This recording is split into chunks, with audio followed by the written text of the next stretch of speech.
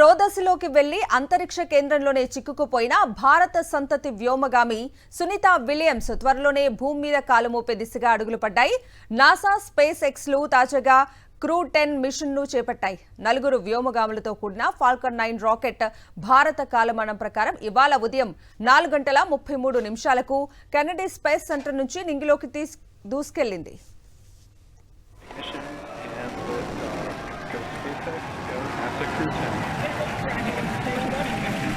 9 నెలలుగా Sunitha Williams Butch Wilmore అంతరిక్ష కేంద్రంలోనే ఉంటున్నారు.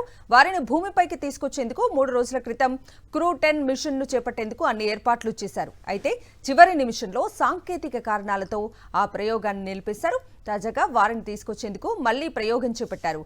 డ్రాగన్ క్యాప్సూల్లో ఐఎస్ఎస్కు వెళ్లిన వారిలో అన్ని McClain, Nicole Ayers, Takuya Onishi, Kirill Peskov వ్యోమగాములు ఉన్నారు. 2024 జూన్ 5న ప్రయోగించిన బోయింగ్ వ్యోమ నౌక స్టార్ లైనర్లో ఐఎస్ఎస్కు సునీత విలియమ్స్, విల్మోర్లు చేరుకున్నారు.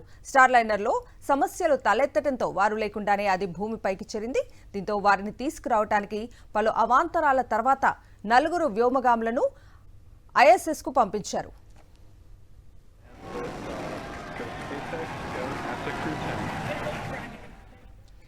2024 జూన్ 5న ప్రయోగించిన బోయింగ్ వ్యోమ నౌక స్టార్ లైనర్లో ఐఎస్ఎస్కు సునీత విలియమ్స్, విల్మోర్లు చేరుకున్నారు. స్టార్ లైనర్లో సమస్యలు తలెత్తడంతో వారు లేకుండానే అది భూమిపైకి చేరింది. దీంతో వారిని తీసుకురావడానికి పలు అవాంతరాల తర్వాత 4 వ్యోమగాములను ఐఎస్ఎస్కు పంపించారు.